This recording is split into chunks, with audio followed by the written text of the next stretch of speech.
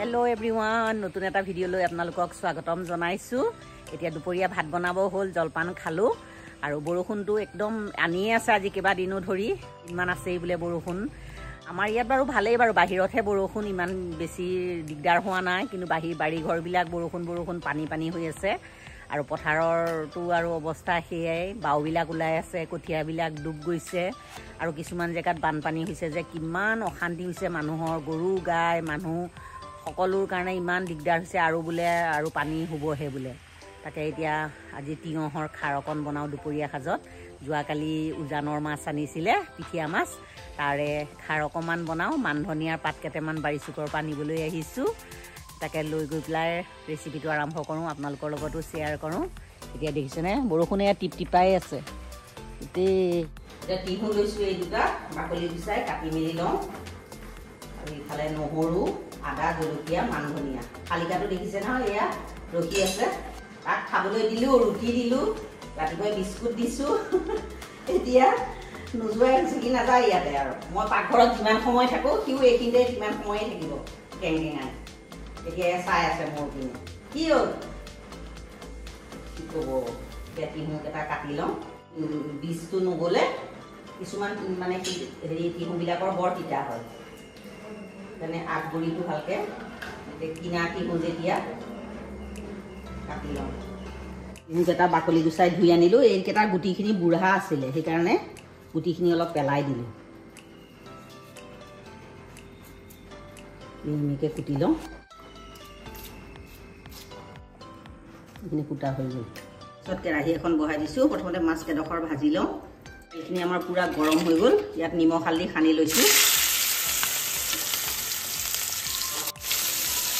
মাছকেইডোখৰ মিঠৈ দিম। মাছখিনি একেবাৰে ৰঙচুৱা নকৰোঁ, অলপ হাফ ফ্ৰাই কৰিম। মাছকেইডোখৰ ভাজা হৈ গ'ল, মাছখিনি একেবাৰে ৰঙচুৱা কৰা নাই, মই হাফ ফ্ৰাই কৰিছোঁ। এতিয়া মাছ ভজা তেল ইমানখিনি আছে, ইয়াত আৰু মই বেলেগ আৰু তেল নিদিওঁ। নহৰু, আদা, কেঁচা জলকীয়া এইখিনি তেলত দি দিছোঁ। নহৰু আদাটো অকণ সৰহকৈ দিব লাগে, খাৰৰ এইটো একদম আইতাহঁতৰ ৰেচিপি, একদম পূৰা থলুৱা ৰেচিপি, খাই বহুত ভাল লাগে। নহৰুখিনি ৰঙচুৱা হৈ গ'ল, এতিয়া কাটি থোৱা তিহুখিনি দি দিছোঁ আৰু একমুঠি এয়া মচুৰ দালি ধুই লৈছিলোঁ, এইখিনি ধুনীয়াকৈ তিয়াই থৈছিলোঁ মচুৰ দালিখিনি, এইখিনিও দি দিছোঁ। বেছি লোৱা নাই, মাত্ৰ একমুঠি। মই হালধি অকণমান দিছোঁ। এনেই খাৰত সচৰাচৰ হালধি নিদিয়ে, কিন্তু আমাৰ চঞ্জুৱে হালধি নিদিলে খাবলৈ মন নকৰে, সেইকাৰণে মই দিছোঁ। এনেই নিদিলেও হয়। আৰু জোখমতে এয়া নিমখ দি দিছোঁ। 1 চামুচ আজৱাইন, মানে এইখিনি পিছোতে 1 চামুচ হৈছে, কিন্তু গোটাতে আধা চামুচ মই পটাত পিচি লৈছোঁ। আজৱাইন দিছোঁ, জনি গুটি, এইখিনি মিক্স কৰি দিম। আৰু লগে লগে ইয়াত কলাখাৰ, একদম ফটফটিয়ে দেখিছেনে, এইটো মোৰ ঘৰত কলগছৰ আলু দি বনোৱা কলাখাৰ, এইটো মোৰ একদম পূৰা চৌক ৰঙা হৈ গৈছে একে। আৰু ইয়াত কোনো মা মছলা দিয়াৰ প্ৰয়োজন নাই। জলকীয়া, জ্বলাটো অলপ বেছিকৈ দিলেও কথা নাই, মই এটা জলকীয়া দিছোঁ, বহুত জ্বলা, ঘৰৰ জলকীয়া। আৰু এইখিনি মই যেতিয়ালৈকে দালিখিনি আৰু তিহুখিনি নিসিজে তেতিয়ালৈকে এইখিনি ভাজি থাকিম, ঘনে ঘনে লৰাই থাকিম। অকণ পানীটো শুকালে অকণমান পানী ছটিয়াই দিম, যেতিয়ালৈকে দালিটো সিজি নাযায়। তিয়হখিনি পূৰা সিজি গৈছে, দালিটো সিজা নাই, পানীটো অকণ শুকাই গৈছে। এতিয়া মই ইয়াত অকণমান গৰম পানী দি দিম, যেতিয়ালৈকে দালিটো নিসিজে। এইখিনি পানী অকণ দি দিম, এইখিনি সিজাই থাকিম। পিছত আকৌ পানী এড কৰিম, দালিখিনি সিজাৰ পাছত কৰিম। এতিয়া আকৌ ঢাকনাখন মাৰি দিওঁ। শালিকাটো দেখিছেনে বহি আছে কেনেকৈ, সি দেখিছে, সি লৰ চৰ খোৱা নাই, বহি আছে সি। এই চাওক, দালিও সিজি গ'ল, পূৰা তিয়হটোও সিজি গৈছে। আৰু এতিয়া ইয়াত মই অকণমান গৰম পানী আৰু অকণমান এড কৰিম। মাছ দিম যেতিয়া উতলিব লাগিব, উতলিলে আৰু অকণমান ফুহি যাব তৰকাৰীখন। এতিয়া উতলটো আহিব ধৰিছে, এতিয়া এইখিনি মাছ গোটেইখিনি দি দিছোঁ। তৰকাৰীখনৰ কালাৰটোলৈ নাযাব, ইয়াৰ টেষ্টটোলৈ যাব। টেষ্টটো বহুত ধুনীয়া হয় এইটো খাবলৈ, একদম আইতাহঁতৰ দিনৰ ৰেচিপি। কোনো ইয়াত মছলা দিয়া নাই, জিৰা, ধনিয়া, জলকীয়াৰ গুড়াৰ কোনো প্ৰয়োজন নাই। এতিয়া ঢাকনাখন মাৰি 10 মিনিটমান উতলাই লওঁ।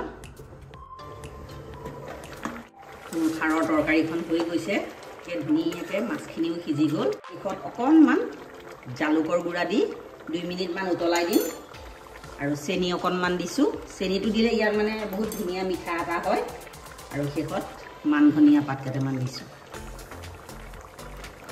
মোৰ একদম থলুৱা খাৰৰ তৰকাৰী ৰেডি আপোনালোকেও ট্ৰাই কৰি চাব ৰেচিপিটো ভাল পালে লাইক কৰিব কমেণ্টত জনাব আৰু শ্বেয়াৰ কৰিব মোৰ ভিডিঅ'সমূহ চাই থকাৰ বাবে আপোনালোকক বহুত বহুত ধন্যবাদ এতিয়া মই আৰু 1 মিনিটমান উতলাৰ পাছত গেছটো অফ কৰি দিম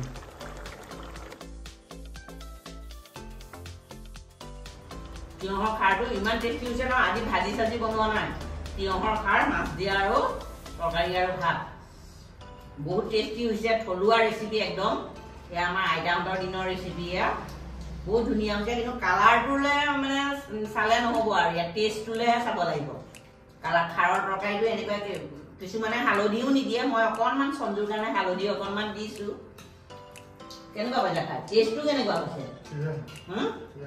সি প্ৰথমতে মানে কালাৰটো দেখি খাবলৈ মন কৰা নাই কৈছে এই কালাৰটো কেনেকুৱা খাৰৰ তৰকাৰী এনেকুৱাই কালাৰ হয় বিৰাট ধুনীয়া হৈছে ভাল হৈছে ন বঢ়িয়া হেল্ল' এভৰিৱান ভাত পানী খাই অকণমান 15 মিনিটমান বহিলোঁ বহি পেলাই আকৌ ধুমধাম কাপোৰ কেইটামান আছিলে ধুলোঁ সঞ্জুৰ স্কুলীয়া কাপোৰখিনি একে বোকাৰে মানে লুতুৰি পুতুৰি হৈ আহিছে বৰষুণত আৰু খেচনি হয়েই বাৰু তাকে আকৌ নুশুকাবও ধুমধামকৈ ধুই দিছোঁ আৰু পেনবিলাকতো শুকাওঁতে এতিয়া যদি বতৰটো আকৌ ডাৱৰীয়া হয় 2-3 দিন লাগে সেইকাৰণে মানে কাপোৰকেইটা ধুই মেলিবলৈও আহিছোঁ আজি বহুত দিনৰ মূৰত এতিয়া ৰ'দটো অকণমান ৰেঙাইছে ভাল লাগি গৈছে দেখি পেলাই একেবাৰে কিন্তু এইফালে এক চাইডে কিন্তু বতৰটো অকণমান ঢেলেকা হৈ আছে বিৰাট গৰম উঠি গৈছে মই মানে ভাতকেইটা খাই অকণমান বহিয়ে ধুমধাম কাপোৰ ধুই দিলোঁ যে গৰম উঠি গৈছে আৰু আজিৰ এই ভিডিঅ'টো ইয়াতে সামৰোঁ এই ভিডিঅ'টো যদি ভাল পায় লাইক কৰিব কমেণ্ট কৰিব শ্বেয়াৰ কৰিব প্লিজ মোৰ চেনেলটো ছাবস্ক্ৰাইব কৰি দিব কাষত থকা বেল আইকনটো প্ৰেছ কৰি অল কৰি দিব